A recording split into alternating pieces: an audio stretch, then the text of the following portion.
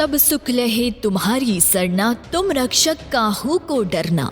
संकट मोचन महाबली हनुमान, जिनका नाम मात्र लेने से ही सभी कष्ट दूर हो जाते हैं। अगर हम आपसे ये कहें कि एक बार हनुमान जी और शिव जी के बीच एक बहुत भीषण युद्ध हुआ था और हनुमान जी जन्म से पहले भी श्री राम जी से जुड़े हुए थे, तो आपको कैसा लगेगा? और आखिर हनुमान जी का जन्म कैसे हुआ? और आखिर हनुमान जी ने वानर रूप में ही जन्म क्यों लिया? तो चलिए जानते हैं इन सभी सवालों के जवाब आज के इस वीडियो में।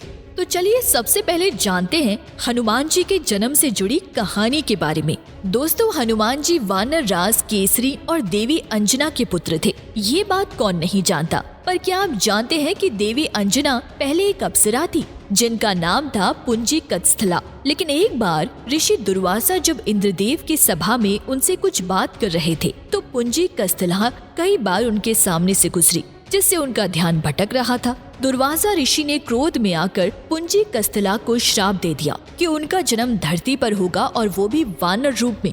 इसके बाद ही पुंजीकत्स्थला का जन्म देवी अंजना के रूप में हुआ और वानर राज केसरी से उनका विवाह हुआ। धरती पर उन्होंने कड़ी तपस्या की और वायु देव के आशीर्वाद से हनुमान जी को वानर रूप में जन्म दिया। हनुमान जी के जन्म से जुड़ी एक और ऐसी कहानी है जिसे शायद लोग नहीं जानते। हनुमान जी अपने जन्म से भी पहले श्री राम से जुड़े हुए थे।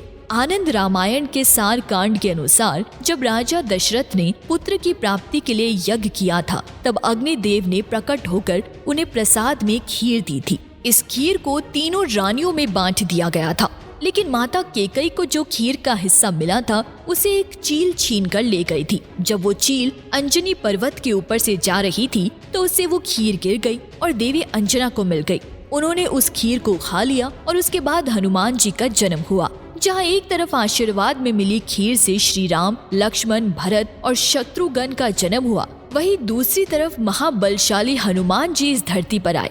अब बात करते हैं कि हनुमान जी और शिव जी का युद्ध क्यों हुआ था।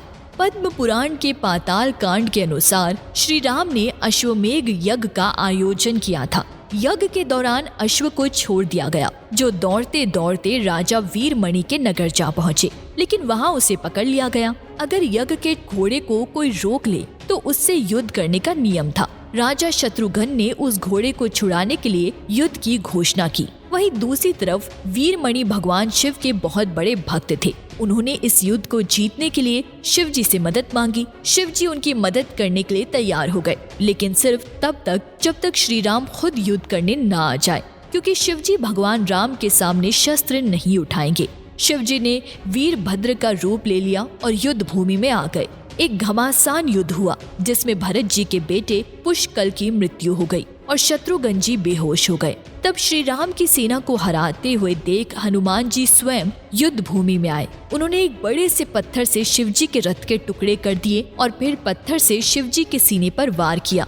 इस वार के जवाब में शिव जी ने अपने त्रिशूल को तेजी से हनुमान जी पर चलाया। हनुमान जी ने त्रिशूल को अपने हाथों में लेकर उसके भी टुकड़े टुकड़े कर दिए। इसके बाद शिव जी ने हनुमान जी पर शक्ति से प्रहार किया। ये शक्ति हनुमान जी के सीने में जाकर लगी और उनका संतुलन बिगड़ गया। क्रोध में आकर उन्होंने पलटकर एक बड़े से पेड़ से शिव जी पर वार किया। शिव जी के गले में बंधे सर्प डर कर पाताल लोक में चले गए। शिव जी ने हनुमान जी को चेतावनी दी कि अब वे उनका संहार करके रहेंगे और फिर शिव जी ने हनुमान जी पर एक लोहे के मूसल से वार किया। हनुमान जी ने तब विष्णु जी का ध्यान किया और तेजी से उस मूसल के वार को टाल दिया। हनुमान जी बहुत क्रोध में थे। उन्होंने शिव जी पर पेड़ों और पत्थरों की वर्षा शुरू कर दी। ये युद्ध एक लंबे समय तक चलता रहा और अंत में हनुमान जी की विजय हुई। तो ये थी हनुमान जी से जुड़ी कुछ अनसुनी कहानियाँ।